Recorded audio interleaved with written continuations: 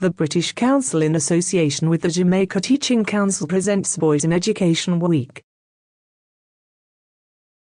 This week is a precursor to a longer 3-year program that we will be implementing jointly with Jamaica Teaching Council, a mentoring program for boys, which we will be launching in September. We cannot have such a large proportion of our population not contributing positively to the development of our country. So we had no alternative. And we are very happy that the Commonwealth Secretariat joined us, the British Council joined us, UNESCO at different times supported, and so did UNICEF. Those of us who seek to educate and bring up boys ought not to do it for praise or prize, for recognition or reward, but for reasons of respect of boys. Boys become men. But neither boys or men are monolithic. They are not products of some production line. Boys and men are unique personalities. They come with multiple intelligences combined in different ways. They come from diverse social backgrounds, each with different histories and subcultures. I commend the Teaching Council and the British Council Jamaica for responding positively and constructively to the request of some boys for mentorship. I wish you the mentors who have volunteered, because it takes special people to volunteer for this task, to take that task seriously. There's much that we can do in the classroom. I think we've got to look at boys as an asset. We've got to look at them as being very positive. And also at the same time, I think what we need to do is begin to support them and support them in a way that's going to be positive. So for me, I think boys can do that. And it's in your hands, really, to give them some of those practical tools. The male plays an extremely important role in the life of the child. If we learn to reach them at this very young age, to treat them with respect, help them to understand who they are, their identity, that they can make it, we can make a big difference in boys' education. So we have to create our classrooms a little differently, that our boys can move. Everybody sit down, keep quiet. You have to arrange, I told some teachers, you have to arrange like 10 minutes break. Yes. You stop. Yes.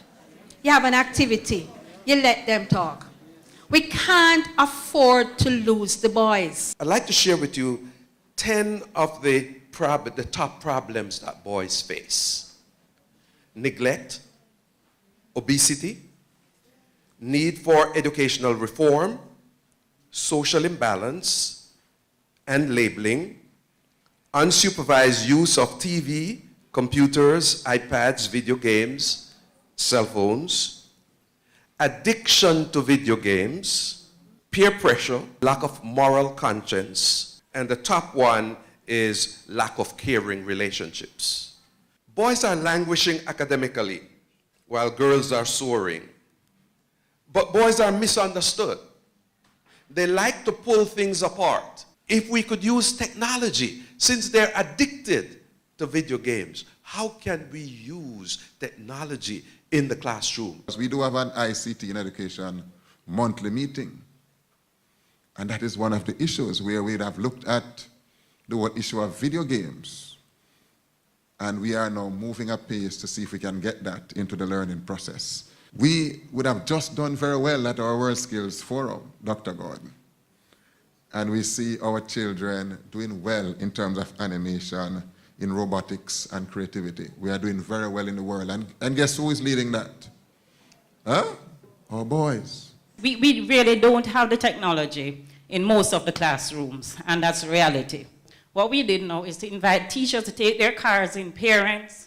So they are currently working on motor vehicles. And the funds that is generated, they get a small portion, but the majority of the funds go towards a scholarship program. So when they graduate this year, we will be able to award about 15 students scholarship to go to Jagas. Excellent, excellent, excellent.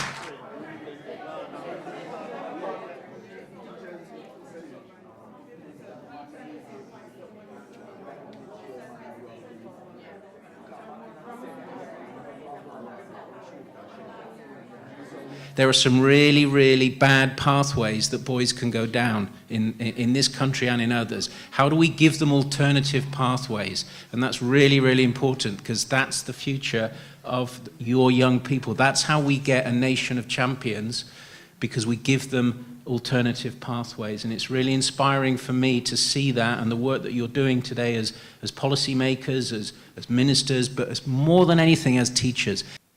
The people who have the time to, for want of a better term, mentor our boys are the ones who have nothing else to do. It means, therefore, that the mentorship that some of our boys are getting are from people who are guiding them in the wrong direction. So it is important, I think, for us to put these sort of formal mentorship programs in place so that we are leading them in the right direction. You know what the negative G's are? The gangs and the guns and the ganja, right? Yeah. So move them away from the negative G's and move them in a direction to becoming the champions that God really intended for them to be. The British Council, in association with the Jamaica Teaching Council, presents Boys in Education Week.